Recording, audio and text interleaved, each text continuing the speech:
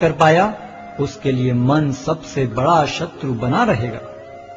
जिसने मन को जीत लिया है, उसने पहले ही परमात्मा को प्राप्त कर लिया है, क्योंकि उसने शांति प्राप्त कर ली है। ऐसे पुरुष के लिए सुख दुख, सर्दी गर्मी एवं मान अपमान एक से हैं।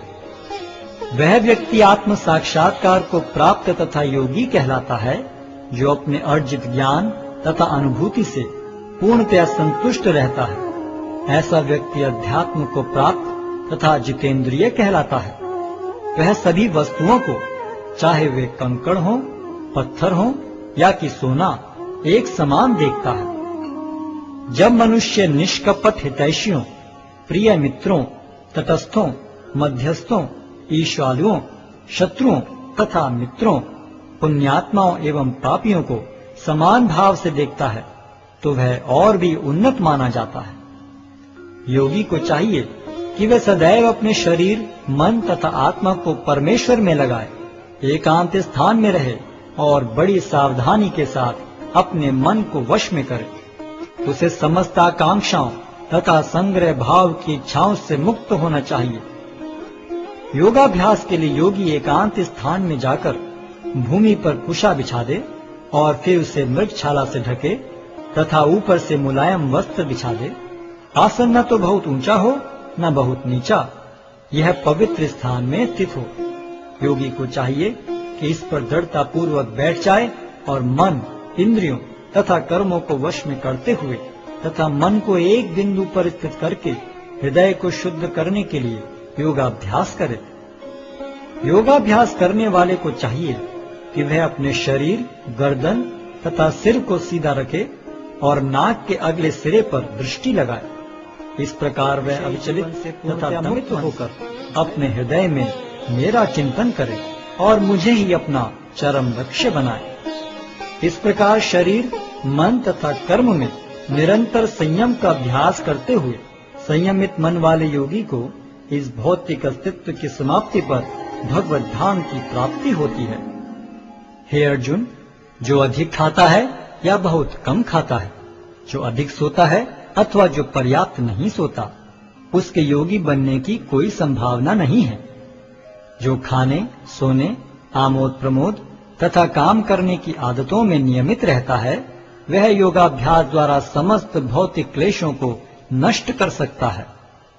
जब योगी योगाभ्यास द्वारा अपने मानसिक कार्यकलापों को वश में कर लेता है और अध्यात्म में स्थित हो जाता है, अर्थात समस्त भौतिक इच्छाओं से रहित हो जाता है, तब वह योग में सुस्थिर कहा जाता है।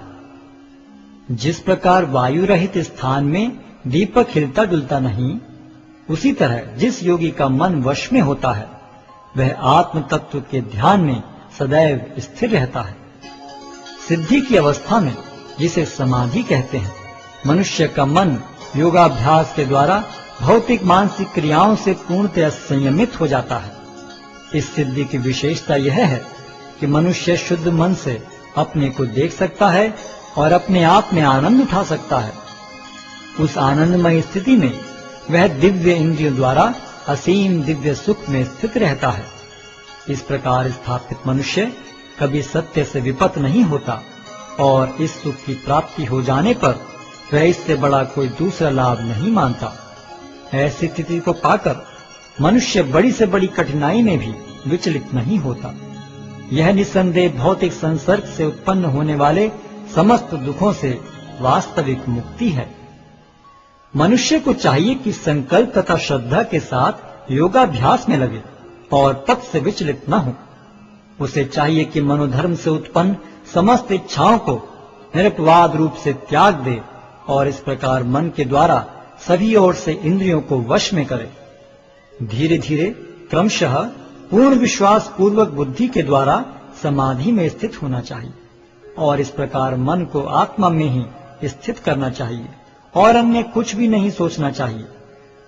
मन अपनी चंचलता तथा अस्थिरता के कारण जहां कहीं भी विचरण करता हो, मनुष्य को चाहिए कि उसे वहां से खींचे और अपने वश में लाए।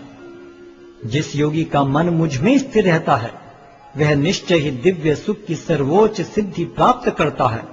वह रजोगुण से परे हो जाता है वह परमात्मा के साथ अपनी गुणात्मक एकता को समझता है और इस प्रकार अपने समस्त विगत कर्मों के फल से निवृत्त हो जाता है। इस प्रकार योगाभ्यास में निरंतर लगा रहकर आत्म संयमी योगी समस्त भौतिक कर्म से मुक्त हो जाता है और भगवान की दिव्य प्रेम भक्ति में परम सुख प्राप्त करता है। वास्तविक योगी समस्त जीवों में मुझको और मुझ में समस्त जीवों को देखता है। निसंदेह स्वरूप सिद्ध व्यक्ति मुझ परमेश्वर को सर्वत्र देखता है। जो मुझे सर्वत्र देखता है और सब कुछ मुझ में देखता है, उसके लिए न तो मैं कभी अदृश्य होता हूं और न वह मेरे लिए दृश्य होता है। जो योगी मुझे तथा परमात्मा को अभिन्न जानते हुए परमात्मा की भक्ति पूर्वक सेवा करता है, वह हर प्रकार से मुझ में सदैव स्थित रहता है।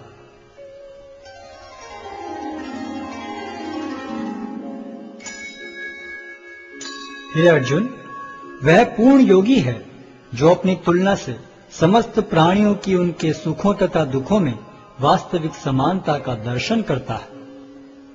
अर्जुन ने कहा, हे मधुसूदन, आपने जिस योग पद्धति का संक्षेप में वर्णन किया है वह मेरे लिए अव्यवहारिक तथा असहनीय है, क्योंकि मन चंचल तथा अस्थिर है।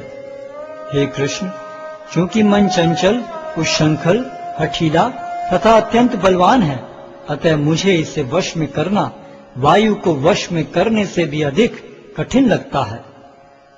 भगवान श्री कृष्ण ने कहा, हे महाबाहु कुंती पुत्र, निसंदेह चंचल मन को वश में करना अत्यंत कठिन है, किंतु उपयुक्त अभ्यास द्वारा तथा विरक्ति द्वारा ऐसा संभव है।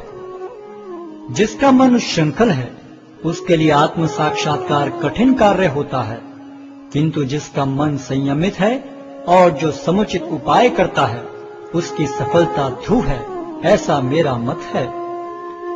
अर्जुन ने कहा, हे कृष्ण, उस असफल योगी की गति क्या है जो प्रारंभ में श्रद्धा पूर्वक आत्म साक्षात्कार की विधि ग्रहण करता है, किंतु बाद में भौतिकता के कारण उससे विचलित हो जाता है और योग सिद्धि को प्राप्त नहीं कर पाता। हे महाबाहु कृष्ण,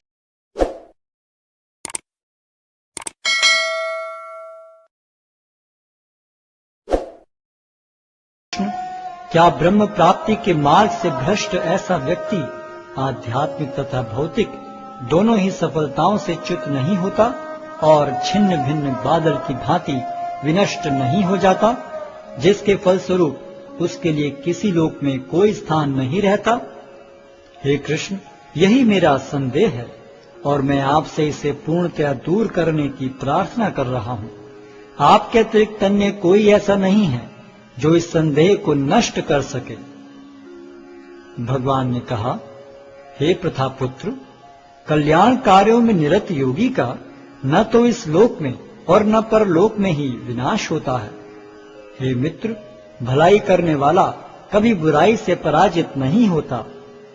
असफल योगी पवित्र आत्माओं के लोकों में अनेकानेक वर्षों तक भोग करने के बाद या तो सदाचारी पुरुषों के परिवार में या कि धनवानों के कुल में जन्म लेता है, अथवा वह ऐसे योगियों के कुल में जन्म लेता है जो अति बुद्धिमान है। निश्चय ही इस संसार में ऐसा जन्म दुर्लभ है। हे कुरुनंदन, ऐसा जन्म पाकर वह अपने पूर्व जन्म की दैविक चेतना को पुनः प्राप्त करता है और पूर्ण सफलता प्राप्त करने के उद्देश्य से वह आगे उन्नति करने का प्रयास करता है। अपने पूर्व जन्म की दैवी चेतना से वह न चाहते हुए भी स्वतः योग के नियमों की ओर आकर्षित होता है। ऐसा जिज्ञासु योगी शास्त्रों के अनुष्ठानों से परे स्थित होता है और जब योगी समस्त कलमश से शुद्ध होकर सच्ची निष्ठा से आगे प्रगति करने का प्रयास करता है तो अंततो गत्वा अनेकानेक जन्मों के अभ्यास के पश्चात सिद्धि लाभ करके वह परम गंतव्य को प्राप्त करता है। योगी पुरुष तपस्वी से, ज्ञानी से तथा सकाम कर्मी से बढ़कर होता है। अतः हे अर्जुन, तुम सभी प्रकार से योगी बनो और समस्त योगियों में से जो योगी अत्यंत श्रद्धा पूर्वक मेरे परायण हैं, अपने अंतःकरण में मेरे विषय में सोचता है और मेरी दिव्य प्रेम भक्ति करता है, वह योग में मुझसे परम अंतरंग रूप से युक्त रहता है।